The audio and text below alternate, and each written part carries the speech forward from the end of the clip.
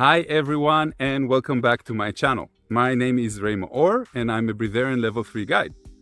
So I wanted to make this video to answer some people that were asking me about the difficulties of becoming a Breatharian after you became a Breatharian.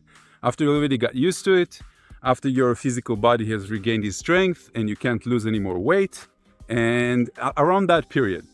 So the number one thing I can tell you is society. And society splits into a few different things inside society. Now, when I became a Breatharian, almost nobody knew about it. I didn't tell anyone. I was kind of like afraid of what they're going to say. And society kind of judges you for things that they can't understand.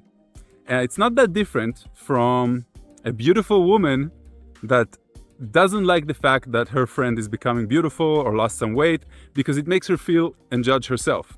It makes her feel inferior in some way. So people don't really like you to change that much. So they're afraid. The first thing is that society doesn't understand you that much. And then the second thing is that you have to deal with society on a day-to-day basis and you start understanding that pretty much everything is about food. Yeah? You know, all the holidays, all the weekends, every time somebody wants to go out, especially, you know, after you're 20, 30, people go out to restaurants, they go out to coffee places, they want to talk, and suddenly you can't find yourself involved in that much. You find yourself saying a lot more no when you're out in society than you say when you're by yourself, because when you become a Breatharian, you have, you know, your own ritual.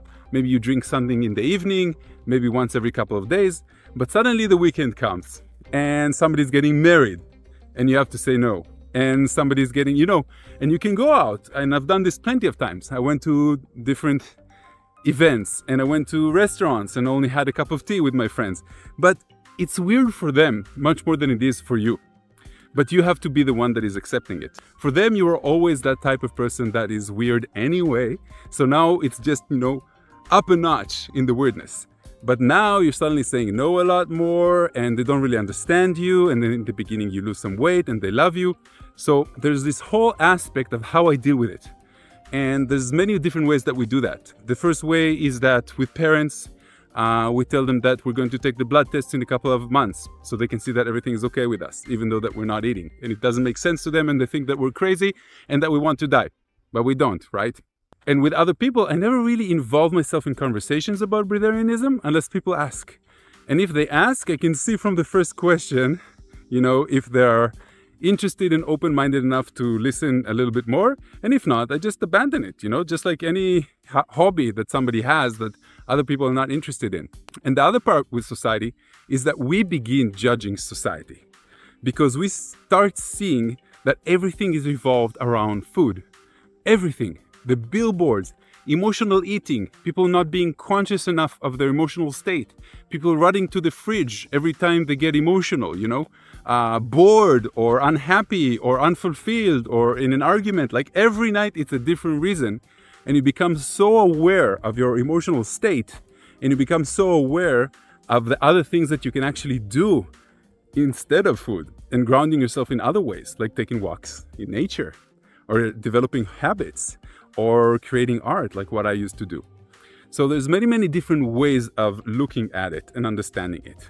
So like I said, society judges you and then you begin judging society. Why do people die of starvation? Why do people eat so much more than what they actually need to eat? And you become this like advisor to yourself and you start seeing the whole world in a judgmental place. And then you finally accept it and you get rid of it and you understand that this is just a very small group of people that are investigating consciousness on a higher level, and the world is not going to evolve in that direction anyway. So those are the things that have to do with society. The other part of the biggest challenges is mind games. Mind games are those little things, you know, my little girl has this book that says that they're the troublemakers. Mind games are the little troublemakers that come and bug you, just like the Buddhists say that, you know, mosquitoes and flies are demons that come to bother you in order to check if you're really deep in the meditational state. So the mind games are your little ego games that come and tell you, oh, you're not really a Breatharian. Or, oh, you're losing your body or your body is breaking apart. and all these little devilish, demon-like thoughts that your ego is creating in order for you to go back to what is familiar to your body. And it takes some time. Sometimes it takes half a year, sometimes it takes a whole year, but eventually you get rid of those mind games. And I also think that this is where most of the people that I know fail to transcend after a couple of months after the initiation. It's those mind games that are evolving even more when your parents and your grandparents and people that are worried about you and your relationship, and there's certain things that happen in the first couple of months that you have to get used to. You cannot run a marathon in one day. You have to train and train and train. And if somebody does accomplish running a marathon in one day, they're going to finish dead in the end of the marathon because their body just can't take that much pressure. You have to build, and the muscles can't take it, and you need to build the oxygen levels, and there's so many different things that you need to learn how to do. So like I said, the two biggest challenges is first is society, and the second is your own mind games. If you know yourself in society, and you know your boundaries and your ego, and the influence that your mind can have and your ego has over you, then this won't be such a big issue for you. And I can see people that are like that, and I can see people who have their ego taking control of their consciousness and their fears and a lot of stuff, and they were probably just not ready for it just yet. If you feel an inner calling to become a Breatharian, that's the only clue that you need in order to join an initiation.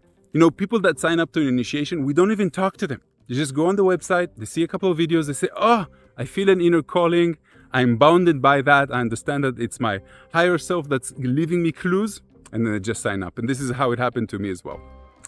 Namaste, my friends. Enjoy life. Like and subscribe if you enjoy my materials.